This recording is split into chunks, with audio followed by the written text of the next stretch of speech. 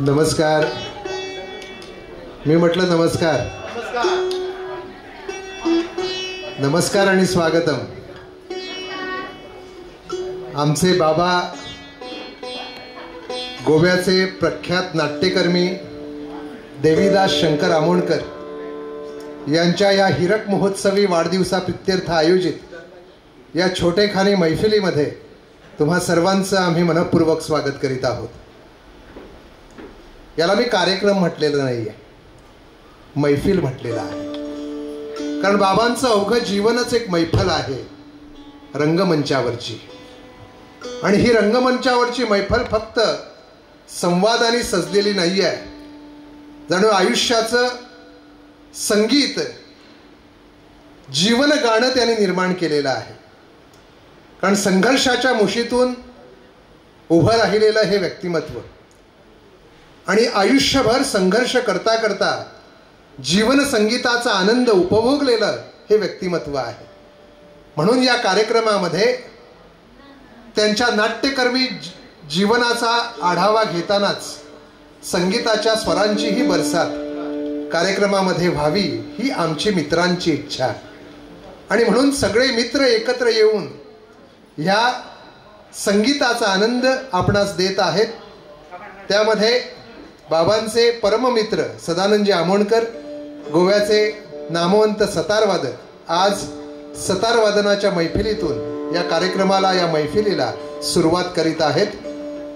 त्यांना साथसंगत देण्यासाठी गोव्याची तबलापटू आणि मला वाटतं गोव्यातील पहिली महिला तबलापटू आहे जिनं व्यावसायिक स्तरावर तबलावादन केलेलं आहे. टाळ्यांच्या गजरामध्ये गौतमी आमोणकर यांचंही आपण स्वागत करूया.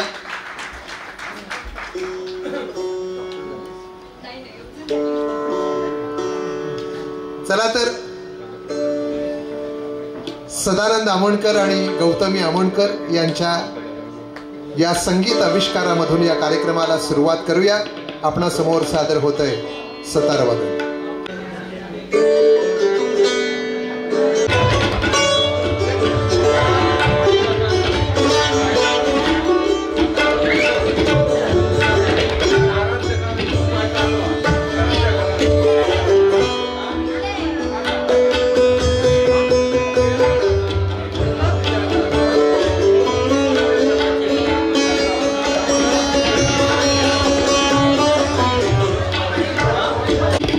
परिवारास मुद्दाम नमूद करतोय की या कार्यक्रमाच्या निमित्तानं सदानंदजी आमोणकर यांचं सतारवादन सुरू आहे. त्यांच्या या सतारवादनाच्या मैफिलीचाही आपण आस्वाद घ्यावा. गौतमी आमोणकर तबला साथ करत आहेत.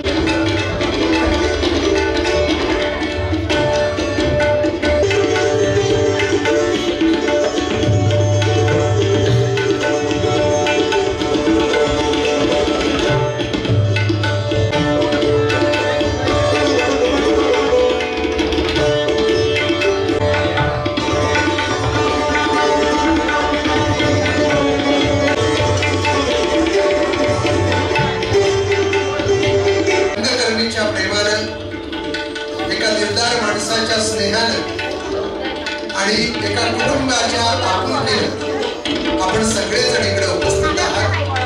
आमच्या लाडक्या बाबांचा हा षष्ठपूर्ती सोहळा साजरा करण्यासाठी वादनाच्या स्वर आविष्कारासमवेत या कलाकाराला आपलं प्रेम या उपस्थितीतून व्यक्त होत आहेच.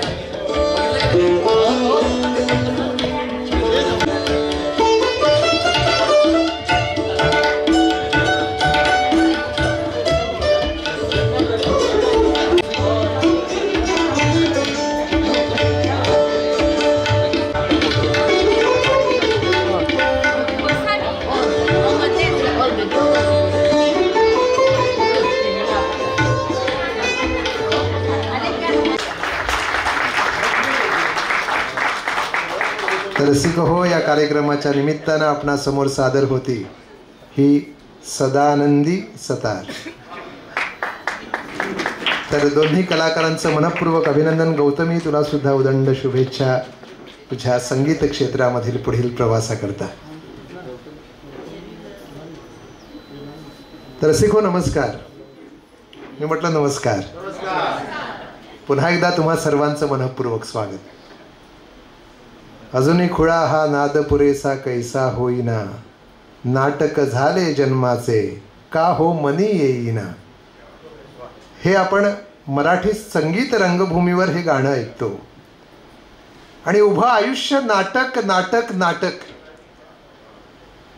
आणि ह्या नाटकाच्या क्षेत्रामधून गोमंतकाला जो इतिहास प्राप्त झालेला आहे, कारण गोरा जोशी यांचे शब्द आहेत की आधी मराठी माणूस सर्वसामान्य माणसासारखा कान नाक डोळे जीभ आणि त्वचा ही 5च इंद्रिय घेऊन जन्माला येत असतो. परंतु गोमंतकात कलाकार नाटक नावाचं 6वं इंद्रिय घेऊन जन्माला येत असतो. आणि असं नाटक नावाचं 6वं इंद्रिय जन्माला घेऊन आलेला माणूस मग आयुष्यामध्ये एक इतिहास रचून जातो. आणि अशा या गोमंतकामध्ये जर कोणीही सांस्कृतिक क्षेत्रामध्ये कुणाला प्रश्न केला की नाटकाचं गोव्यात कसं चाललेलं आहे, याची उत्तरं देण्यासाठी ज्या प्रमुख 3 व्यक्तिमत्वांना पहिले प्रश्न केले जातील, त्या व्यक्तिमत्वामध्ये आत्ताच्या पिढीला पहिला प्रश्न विचारावा लागेल विष्णुसूर्या वाघ यांना. दुसरा प्रश्न विचारावा लागेल विजयकुमार नाईक सारख्या रंगभूमीच्या सेवकाला. आणि तिसरा प्रश्न जर विचारायचा असेल तो विचारावा लागेल देवीदास आमोणकर यांना. कारण रंगभूमीचं कार्य केलेले हे त्रिदेव आहेत गोमंतकाचे. आणि अशा व्यक्तिमत्वाचा आज आम्ही जीवन गौरव करू, त्यांचा सत्कार करू, ज्यांनी उभी हयात गेली कित्येक दशक या रंगभूमीचं कार्य इमानेद्वारे केलेलं आहे. आणि गोमंतकाला एक रंगभूमीचा सच्चा कलाकार ज्यांच्या रूपामध्ये प्राप्त झालेला आहे, अशा आमच्या बाबांना देवीदास शंकर आमोणकर यांना आज आम्ही हे आपलं प्रेम व्यक्त करण्यासाठी इकडं आलेलो आहोत. काही मंडळी इकडं पोहोचू शकली नाहीत त्यांच्या कार्यबाहुल्यामुळं, परंतु ती मंडळी कोण आहेत आणि बाबांना कोण शुभेच्छा देऊ इच्छित आहेत ते आपण पाहूया या छोट्याशा AV क्लिपमधून. बघा कोण शुभेच्छा देते बाबांना. पहिल्या शुभेच्छा. हॅलो एव्हरीवन, नमस्कार. मी उर्मिला मातोंडकर. आज देवीदासजी आमोणकर यांच्या 60व्या वाढदिवसाकरता त्यांना अनेक शुभेच्छा.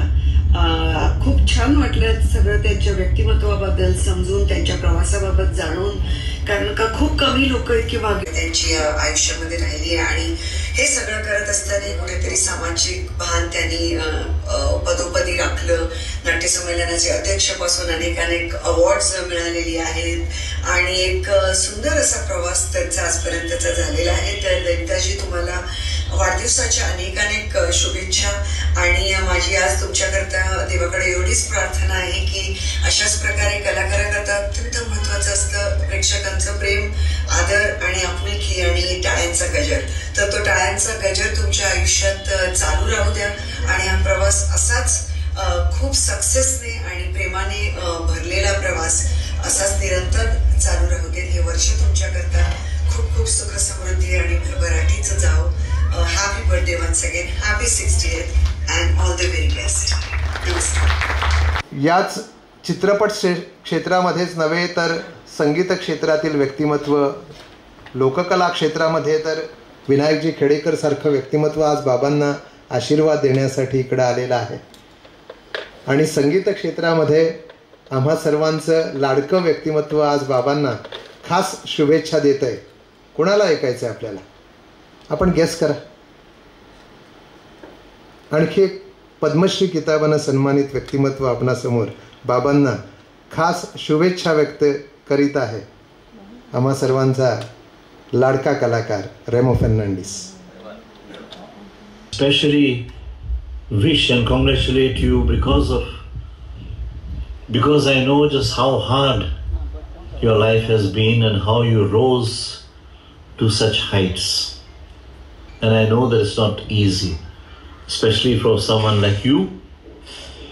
It just shows the strength and the size of your talent which needed to be let out.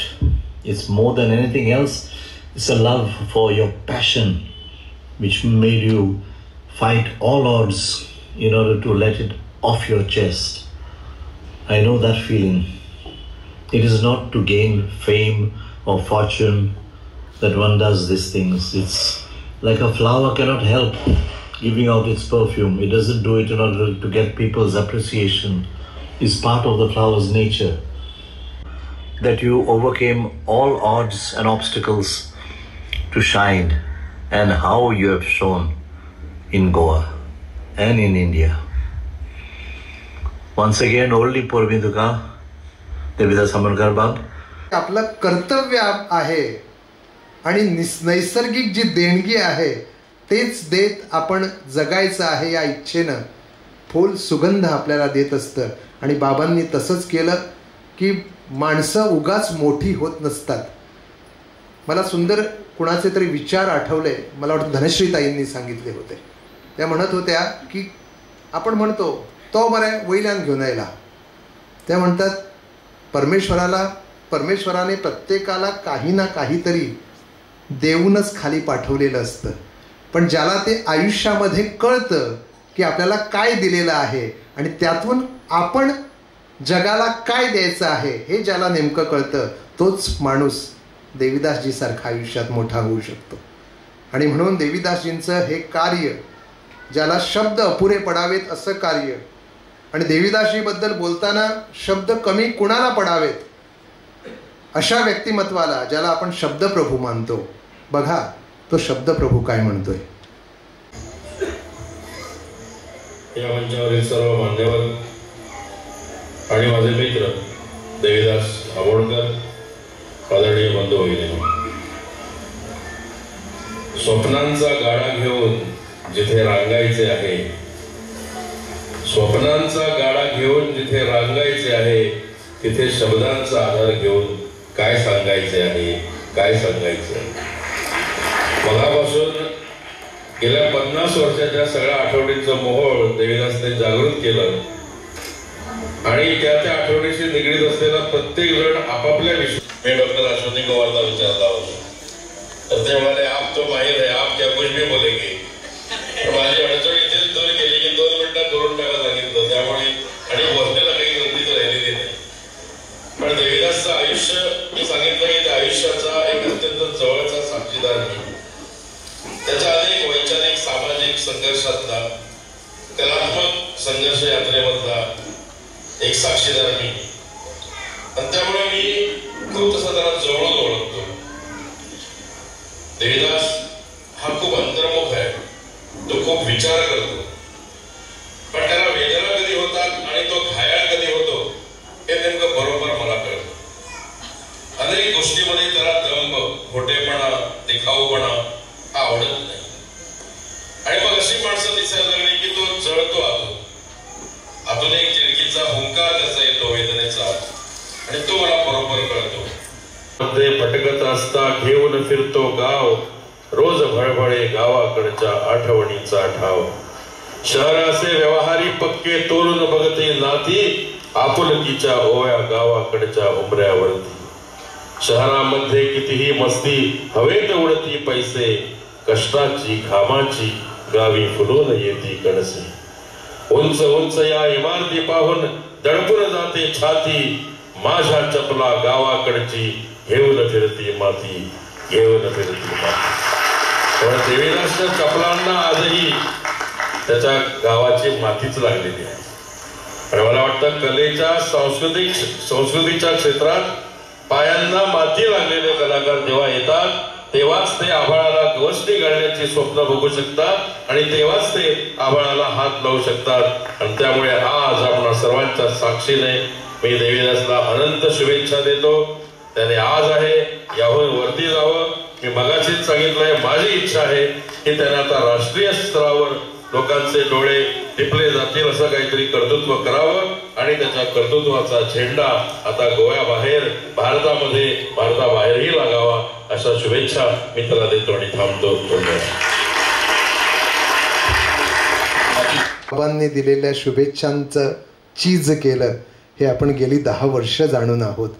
कारण आपली कार्यकक्षा गोव्याबाहेर आज महाराष्ट्र राज्य नाट्य स्पर्धेमध्ये देवीदास आमोणकर यांना परीक्षक म्हणून बोलावलं जातं. हा गोमंतकाचा बहुमान आहे. कारण या मातीशी आपले पाय घट्ट रोवून आभाळाला गवसणी घातलेला हा कलाकार.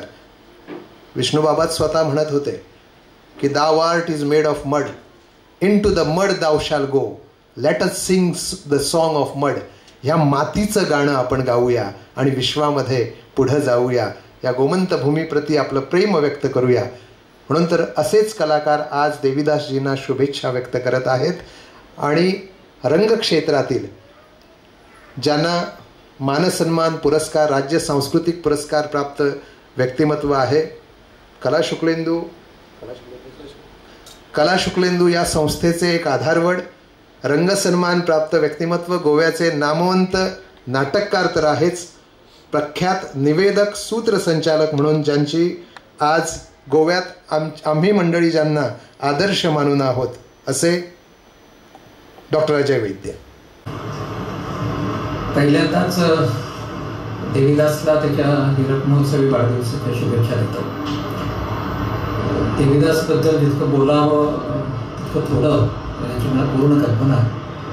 म्हणून साधारण रंगभूमी विषयक 3 सिद्धांत किंवा 3 सूत्र सांगतो आणि त्याच्यामध्ये देवीदास कसा बसतो तेवढा फक्त दाखवून देतो. मालविका मित्र नाटकामध्ये एक श्लोक आहे, पहिली ओळ अतिशय महत्त्वाची आहे. तिथे असं म्हटलेलं आहे की देवांनी मुनींना बोलावलं आणि त्यांना डोळ्याने करायचा यज्ञ करावा असं सांगितलं. त्यामुळे तो डोळ्याने करायचा यज्ञ याच्यावरती खूप बोलता येतं. पण मुळात महत्त्वाचं आहे की नाटक म्हणजे हा एक यज्ञ आहे. आणि यज्ञ म्हटलं की त्याच्यामध्ये काही बंधनं येतात, त्याच्यामध्ये काही मर्यादा येतात. त्याच्यामध्ये पहिलं बंधन हे पावित्र्यतेचं आहे, शुचिर्भूततेचं आहे. आणि तिसरं त्याची अतिशय गरज की त्याला सारख्या तो अग्नियज्ञाचा चालू ठेवणं, तर त्याच्यामध्ये समिधा घालाव्या लागतात. तर मला वाटतं देवीदासनं हे या यज्ञाचं पावित्र्य आणि त्याची शुचिर्भूतता केवळ आपणच सदोतीत जपली असं नाही, तर आपल्याबरोबर ज्या ज्या कलाकारांना त्यांना याचं महत्त्व पटवून दिलं आणि त्यांच्याकडून त्या यज्ञाचं पावित्र्य जपून घेण्याचा प्रयत्न केला. यज्ञामध्ये समिधा घालाव्या लागतात आणि समिधा संपल्या तर त्याच्यामध्ये स्वतःची आहुतीही काही वेळा द्यावी लागते. ही स्वतःची आहुती फार मोठ्या लोकांनी दिलेली आहे, त्याची अनेक उदाहरणं सांगत बसत नाही. पण ही आहुती देण्यासाठी जो तयारी करून या रंगभूमीच्या यज्ञामध्ये शिरतो त्याला मग अंत नसतो, त्याला सीमा नसते. तो सतत पुढेच जात असतो. त्याला माहिती असतं आणि यज्ञ जोपर्यंत मी आहे तोपर्यंत मी दग्धता घेऊ शकतो आणि नाहीतर मी माझी आहुती द्यायला तयार आहे.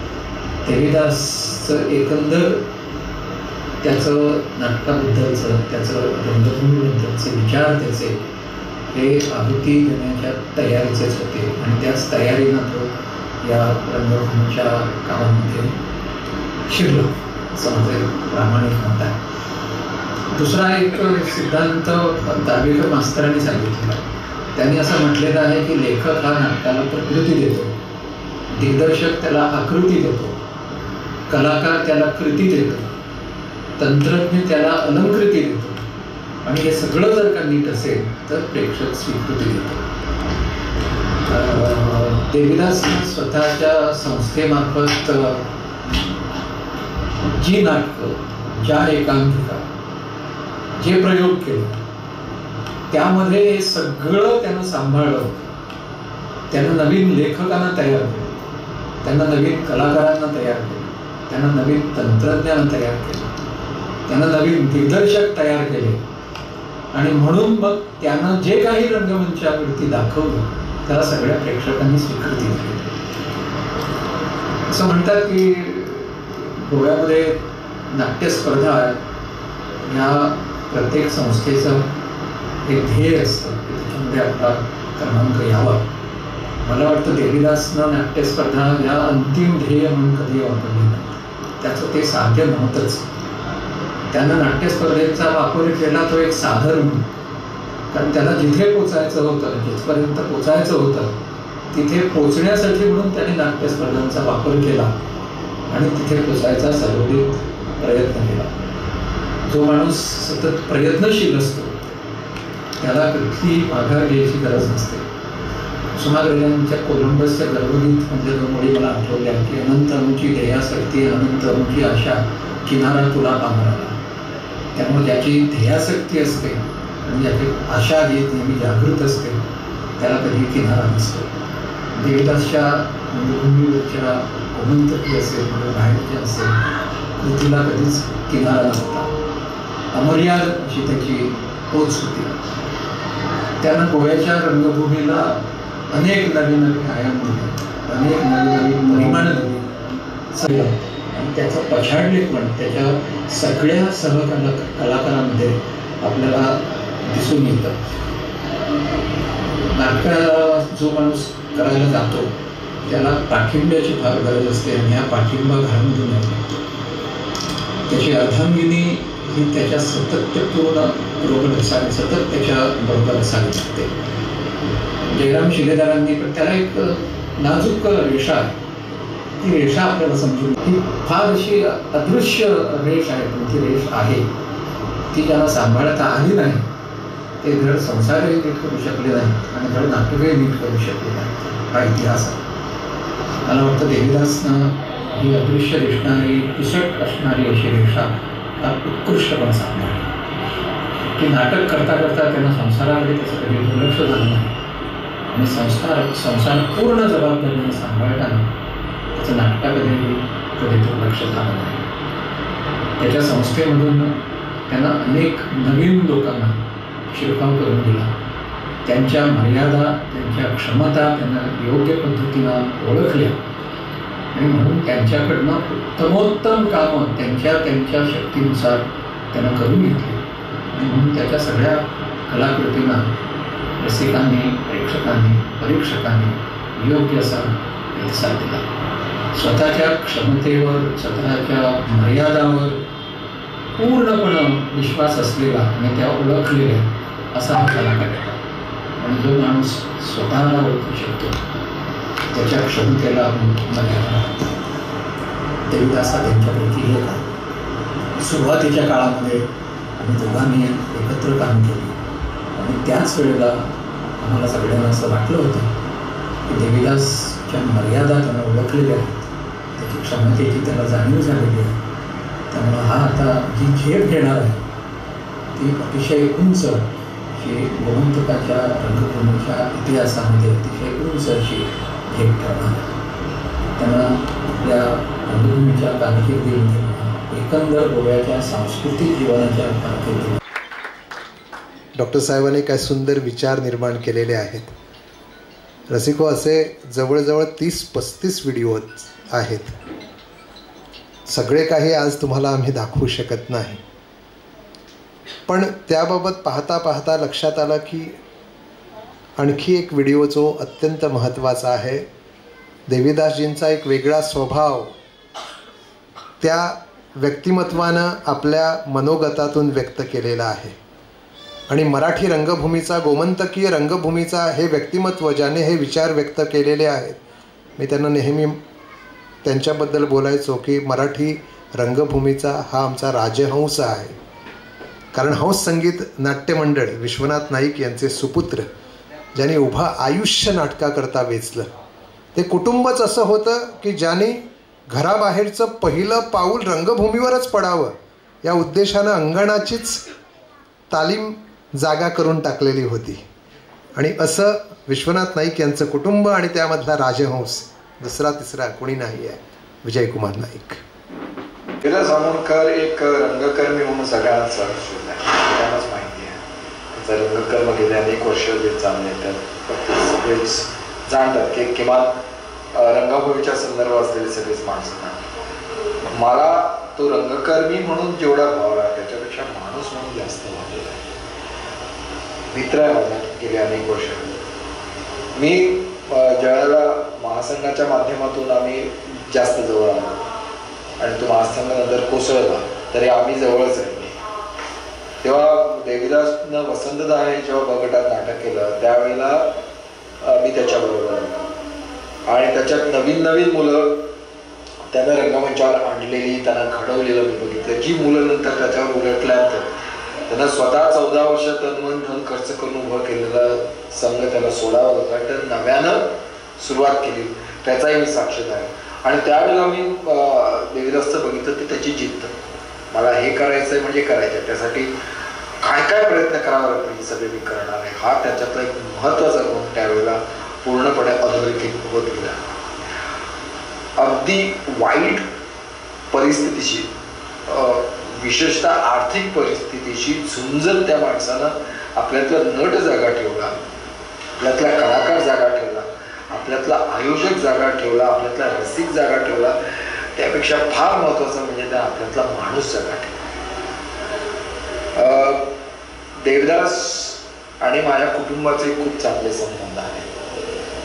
आमच्या कुटुंबाच्या एकंदर व्यवहारामध्ये तो खूप वेळेला शरीक झाले आणि मला अजूनही आठवतं माझे वडील जेव्हा गेले तेव्हा ते जाण्याआधी शेवटचं रक्त त्यांना कोणी दिलं होतं तर ते देवीदास आमोणकर.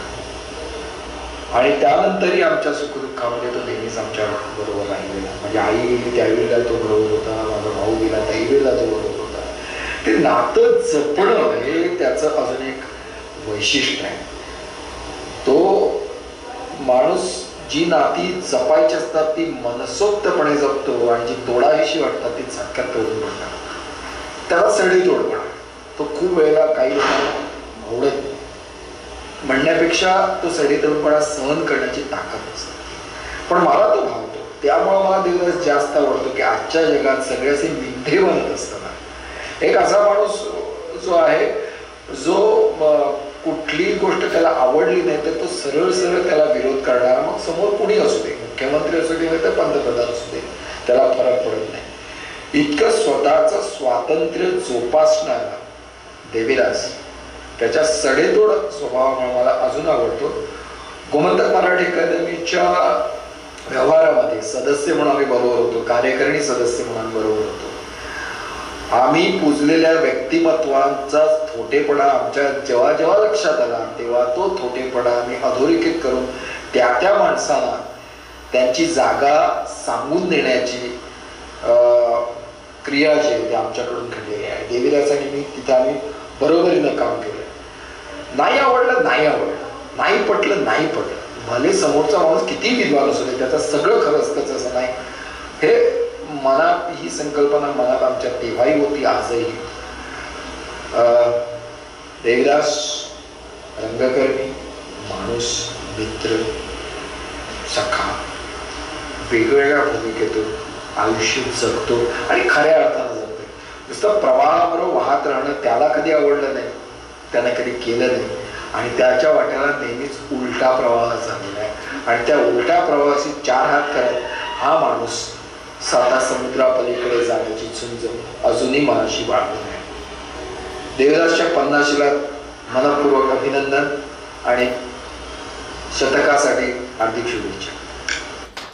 इतक्याच टाळ्या, जोरदार टाळ्या होऊ द्या. विजूभाईंनी जे विचार व्यक्त केलेले आहेत, सडेतोड असं हे व्यक्तिमत्व, कधीही कुणालाही न घाबरता आपलं जे मत ठामपणे व्यक्त करायचं असेल ते व्यक्त करण्यामध्येही कधीही कसूर न सोडणारं व्यक्तिमत्व. म्हणून देवीदास बाबांची वेगळी ओळख आम्हा सर्वांना आहे.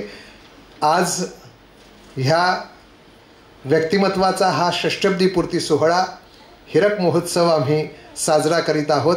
ॲडव्होकेट सोमनाथ करपे, आपणास विनंती आहे की आज ह्या कार्यक्रमाला उपस्थित मान्यवर, ज्यामध्ये पद्मश्री किताबानं सन्मानित, संगीत नाटक अकादमी पुरस्कारानं सन्मानित विनायक विष्णू खेडेकर यांचं आम्ही टाळ्यांच्या गजरात स्वागत करूया. विनंती आहे सोमनाथजी करपे यांनी त्यांना सन्मानानं या मंचावर निमंत्रित करावं.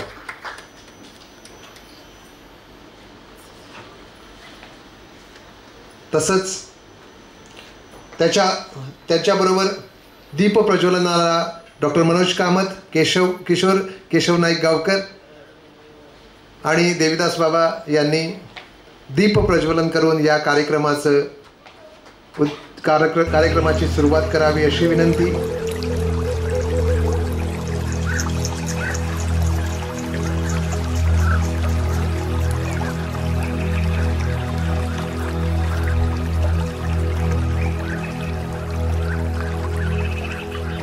तसंच कल्पवृक्ष रोपट्याला पाणी घालून जलसिंचन करून या कार्यक्रमामध्ये आम्ही निसर्ग पूजाही करीत आहोत.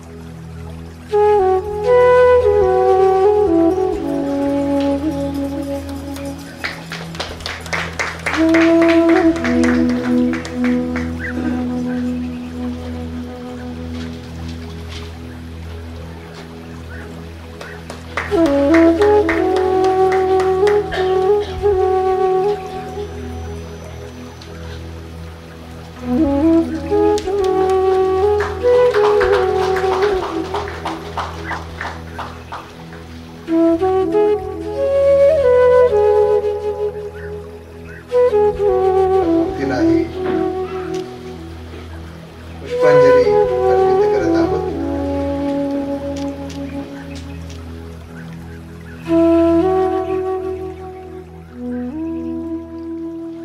गोमंतकातील लोकधारा आणि त्या लोकधारेविषयी लोककलेविषयी गाढा अभ्यास असलेलं व्यक्तिमत्व, ज्यांना पद्मश्री या किताबानं सन्मानित करण्यात आलेलं आहे, संगीत नाटक अकादमीनं ज्यांना पुरस्कार दिलेला आहे, असे आम्हा सर्वांचे आदरणीय विनायक खेडेकर यांचं टाळ्यांच्या गजरात आम्ही स्वागत करूया. आजच्या कार्यक्रमामध्ये प्रमुख वक्ते म्हणून SS धेंपो वाणिज्य महाविद्यालयाचे प्राचार्य आणि प्राध्यापक डॉक्टर मनोज कामत आज इकडे उपस्थित आहेत. IIT मुंबई येथून PhD शिक्षण प्राप्त केलेलं व्यक्तिमत्व, पोस्ट डॉक्टरल शिक्षण त्यांनी अमेरिकेमध्ये प्राप्त केलेलं आहे. भारतातील प्रतिष्ठित अशा शैक्षणिक संस्थांमधून शिक्षण प्राप्त करून आधी मल्लिकार्जुन कॉलेजचे प्राचार्यपद त्यांनी 5 वर्ष भूषविल्यानंतर सध्या कुजिरा येथे SS Dempo college of commerce and इकॉनॉमिक्सचे प्राचार्यपद ते सांभाळत आहेत. त्यांचंही मनपूर्वक स्वागत करत आहोत. आणि गोव्यात एक अर्थतज्ञ म्हणून त्यांच्याकडे पाहिलं जातं, ज्यांची सदरं आपण सदैव वर्तमानपत्रामध्ये वाचत असता, असं बहुआयामी व्यक्तिमत्व डॉक्टर मनोज कामत. आजच्या कार्यक्रमामध्ये सडेतोडपणा, कुठलीही कुणाचीही तमा न बाळगता जिथं अन्याय असेल तर मला वाटतं भीड बुरवत न ठेवता जो बुलंद आवाज आज पत्रकारिता क्षेत्रामध्ये आपल्याला पाहायला मिळतो, ऐकायला मिळतो, ते एकमेव नाव म्हणजे किशोर केशव नाईक गावकर. गावकारी ह्या आपल्या नवीन डिजिटल मीडियाच्या अंतर्गत आज पेडणेकरांचाच नव्हे तर गोमंतकीयांचा आवाज म्हणून हा आवाज पुढे येतोय. किशोरभाई, आपलंही मनपूर्वक स्वागत आहे आजच्या कार्यक्रमाच्या निमित्तानं. आणि मघापासून सगळ्या व्यक्तिमत्वांनी जे विचार व्यक्त केले त्या व्यक्तिमत्वाबद्दल मी काही आणखी जास्त बोलत नाही आहे. कारण चंदना ते कायसेनी चर्चावे, अमृता ते केवू ते रांधावे, गगनावेरी उभवावे घडे केवी, असं माऊली काही व्यक्तिमत्वासाठी म्हणतात. कारण आपण चंदनाला आणखी वेगळा लेप लावू शकत नाही, अमृत आणि कुठल्या द्रव्यामध्ये शिजवू शकत नाही, ते रुचकर आणखी कधीच होणार नाही. तर अशा व्यक्तिमत्वाची ओळख अनेकांनी करून दिलेली आहे. आमचे लाडके सत्कार मूर्ती आजचे षष्ठीपूर्ती ज्यांची होते, हिरक महोत्सवी व्यक्तिमत्व देवीदास शंकर आमोणकर यांच्याकरता जोरदार टाळ्या होत्या. या व्यक्तिमत्वांचं स्वागत रोपटं प्रदान करून आम्ही करत आहोत. प्रीती महामल, आपणास विनंती आहे की कार्यक्रमाचे प्रमुख पाहुणे आम्हा सर्वांचे आदरणीय विनायकजी खेडेकर यांना रोपटं प्रदान करून त्यांचं या सोहळ्यामध्ये स्वागत करावं.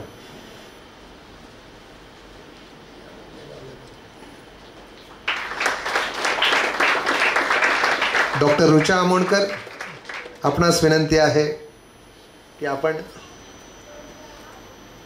प्रमुख वक्ते प्राचार्य डॉक्टर मनोज कामत यांना रोपटं प्रदान करून त्यांचंही या कार्यक्रमामध्ये स्वागत करावं. किशोर नाईक गावकर यांचं या कार्यक्रमामध्ये स्वागत करतील. आणि तीनही व्यक्तिमत्व प्रीती, रुचा आणि सानिका सर्वांच्या वतीनं देवीदासजींना हे रोपटं प्रदान करून आपण या कार्यक्रमामध्ये त्यांचं स्वागत करूया.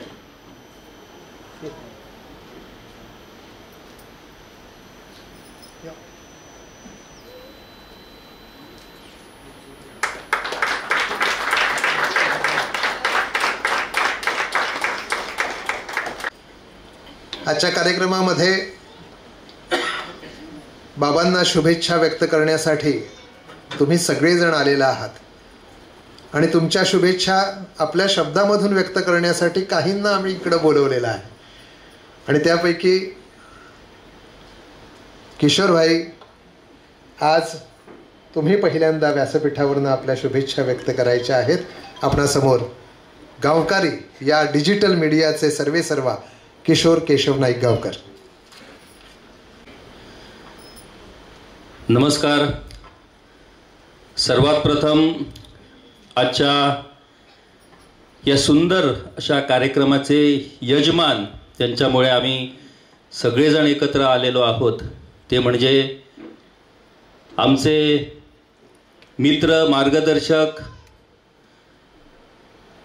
आमचे प्रेरणास्रोत देवीदास बाबा यांच्या हिरक महोत्सवी वाढदिवसानिमित्त त्यांना खूप खूप शुभेच्छा. मला वाटतं या ठिकाणी ज्या मोजक्याच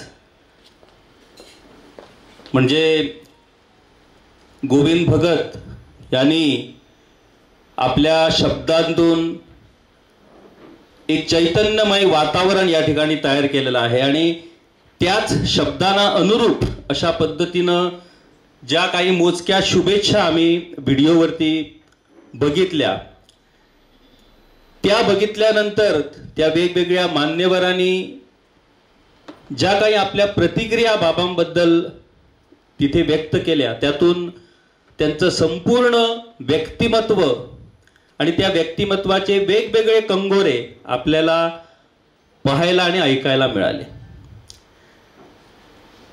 देवीदास बाबांचं रंगभूमीसाठीचं योगदान हा तर एक स्वतंत्र PhDचाच विषय आहे. त्यांच्या रंगभूमीच्या योगदानाबद्दल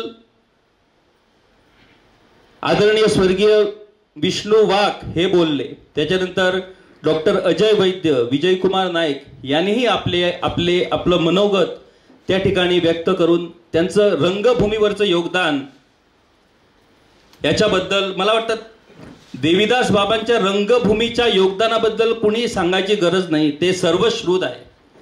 परंतु त्या पलीकडे देवीदास बाबा यांचं एक वेगळं व्यक्तिमत्व आहे जे मला खूप भावलं आणि खूप भावतं. जसं विजयकुमार नाईक यांनी त्यांच्या सडेतोडपणाची माहिती दिली, फुटपाथ ते रंगमंच हे त्यांचं पुस्तक वाचल्यानंतर हे व्यक्तिमत्व कसं घडलं,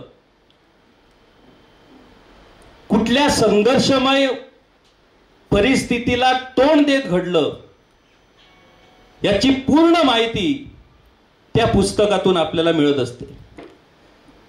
जो प्रवास बाबांच्या व्यक्तिमत्वाच्या बाबतीत घडला तो जर आपण बघितला तर वेगवेगळ्या विचार प्रवाहातून हे व्यक्तिमत्व घडत गेलं. संघाचे निष्ठावंत स्वयंसेवक म्हणून त्यांनी काम केलं. गोमंतक मराठी अकादमीच्या कार्यातही त्यांनी सक्रियपणे भाग घेतला. रंगभूमीच्या चळवळीत तर त्यांचा सक्रिय सहभाग होताच. या पलीकडेही अनेक चळवळी या बाबांनी कार्यकर्ता म्हणून पाहिलेल्या आहेत. आणि एवढं असूनही जो गुण त्यांच्यामध्ये आहे, जो मगाशी विजयकुमार नाईक यांनी सांगितला की सडेतोडपणा. आता रंगभूमीचे कलाकार, रंगभूमीवरती जेव्हा आम्ही कलाकार म्हणून काम करत असतो तेव्हा आम्हाला प्रत्येकाला एक मुखवटा चढवावा लागतो आपल्या चेहऱ्यावरती. कारण आपलं स्वतःचं व्यक्तिमत्व बाजूला सारून त्या नाटकातलं व्यक्तिमत्व आपल्याला धारण करून रंगमंचावरती वावरावं लागतं. म्हणजेच त्या पात्राचा मुखवटा आपल्याला परिधान करावा लागतो. परंतु आपल्या वैयक्तिक जीवनात बाबांनी कधीच मुखवटा धारण केला नाही. ते अस्सल ओरिजिनलच राहिले. आणि हे त्यांचं वेगळेपण आहे. आपली एखादी भूमिका एखाद्याला वाईट वाटेल, एखाद्याला बरं वाटेल याचा कधीच त्यांनी विचार केला नाही. जे बरोबर त्या सत्याबरोबर ते कायम राहिले. कला अकादमीच्या विषयावरून जो वाद घडला मला वाटतं सगळ्यांनाच माहीत आहे. परंतु सत्ताधारी आणि त्यात जे मंत्री आहेत ते तर त्यांचे मित्र, घनिष्ठ मित्र, ते देखील एक कलाकार आहेत. एवढं असूनही जे काय चुकलं ते चुकलं. आणि हे चुकलं म्हणून केवळ सांगून ते राहिले नाहीत, तर त्या चळवळीचं नेतृत्व त्याने आपल्या खांद्यावरती घेतलं. ते नेतृत्व खांद्यावरती घ्यायला कुणीच तयार नव्हता. कारण सगळीकडे पॉइंट आउट होणार होतं की बाबा हा त्या चळवळीचं नेतृत्व करतो, सो त्याच्यावरती मग कुठल्या ना कुठल्या तरी बाबतीत सरकार राग काढेल किंवा आणखी काहीतरी करेल. पण असले राग फाक फालतू गोष्टीला कधीच त्यांनी किंमत दिलीच नाही. आणि त्यामुळे त्या प्रकरणाचं सत्य हे सरकारापर्यंत पोहोचू शकलं. सरकारला कोऑर्डिनेशन कमिटी काढून या कलाकारांचं म्हणणं ऐकावं लागलं. त्याच्यानंतर एक कमिटीही स्थापन झाली आणि त्या कमिटीच्या माध्यमातून आज त्या संपूर्ण प्रकरणाची चौकशी आणि बाकीच्या सगळ्या गोष्टी सुरू आहेत. त्यातनं आमची कला अकादमी आम्हाला परत मिळणार अशी अपेक्षा, अशी आशा आम्ही निश्चितपणे धरू शकतो. आपल्या सामाजिक जीवनात वावरताना म्हणजे एक कलाकार म्हणून फक्त कलेपुरती ते मर्यादित राहिले नाहीत. त्यांनी राजकारणही भरपूर केलंय, समाजकारणही भरपूर केलंय. कुठलंही एक क्षेत्र नाही जे बाबांना सोडलंय. परंतु त्या ठिकाणी असताना त्या प्रवाहाबरोबर ते कधीच वाहून गेले नाही. त्या प्रवाहात सुद्धा ज्या ज्या गोष्टी त्यांना खटकल्या त्या गोष्टीबद्दल त्यांनी आपली भूमिका नोंदवलेली आहे. मला दोन प्रार्थना ज्या अत्यंत भावल्या आणि नेहमीच म्हणजे माझ्या स्मृतीत राहिल्या, त्या म्हणजे हीच आमची प्रार्थना अन हेच आमचे मागणे, माणसाने माणसाशी माणसासम वागणे. काय जादू आहे या दोन वाक्यात ते बघा. माणसाने माणसाशी माणसासम वागणे सोपं सांगितलंय, पण किती कठीण आहे माणसासारखं वागणं. म्हणजे या पृथ्वीवरती जनावरातनं घडलेला माणूस, पण त्याच माणसाला आज माणसासारखं वागण्यासाठी जो संघर्ष करावा लागतो तो जर आपण बघितला तर आपल्याला कोणीतरी सांगावं लागतं की माणसानं माणसासारखं वागावं. ते माणसासारखं कसं वागायचं असतं हे बाबांकडून शिकायला पाहिजे. पत्रकार म्हणून काम करत असताना जेव्हा जेव्हा आमच्याकडून चांगल्या गोष्टी घडल्या त्या वेळेला त्यांनी उघडपणे त्या गोष्टींचं कौतुक केलं. परंतु ज्या ज्या वेळेला चुकीचं पाऊल पडलं, ज्या ज्या वेळेला काहीतरी चुकीचं घडतंय असं वाटलं, तर हक्काने कानाला पकडून त्याचं भान करून देण्याचं काम, कर्तव्य हे बाबांनी नेहमीच केलेलं आहे. आज गोव्याच्या बाबतीत जसं मगाशी गोविंद भाईनं सांगितलं की गोव्याच्या रंगभूमीचा इतिहास आणि रंगभूमीचं योगदान याबद्दल जर बोलायचं झालं तर आज अढळपणे बाबांचं नाव हे घ्यावंच लागणार आहे. फक्त गोवाच नव्हे तर गोव्याबाहेर महाराष्ट्रातही त्यांनी आपली एक वेगळी ओळख रंगभूमीच्या बाबतीत निर्माण केलेली आहे. म्हणजे त्यांचं आत्मचरित्र जेव्हा त्या पुस्तकातनं वाचायची संधी मिळाली, म्हणजे काय संघर्ष करून माणूस घडत असतो. म्हणजे एखाद्या उच्च पदावरती किंवा यशाच्या शिखरावरती पोहोचल्यानंतर आपल्याला तो माणूस दिसतो, तो यशस्वी माणूस असतो, परंतु त्या पदापर्यंत पोहोचण्यासाठी जो काय संघर्ष त्या व्यक्तीला करावा लागतो, त्या संघर्षाची जाणीव आपल्याला खूप कमी प्रमाणात असते. म्हणजे आता बाबांचं ते पुस्तक प्रसिद्ध झाल्यामुळे सगळ्यांना ते पुस्तक वाचून तो संघर्ष निदान कळायला तरी संधी मिळाली. नाहीतर अशी अनेक व्यक्तिमत्व असतात ज्यांचे संघर्ष हे कायम दुर्लक्षित राहिलेले असतात. हीरक महोत्सव हा अत्यंत महत्वाचा असा टप्पा असतो एखाद्याच्या आयुष्यात. परंतु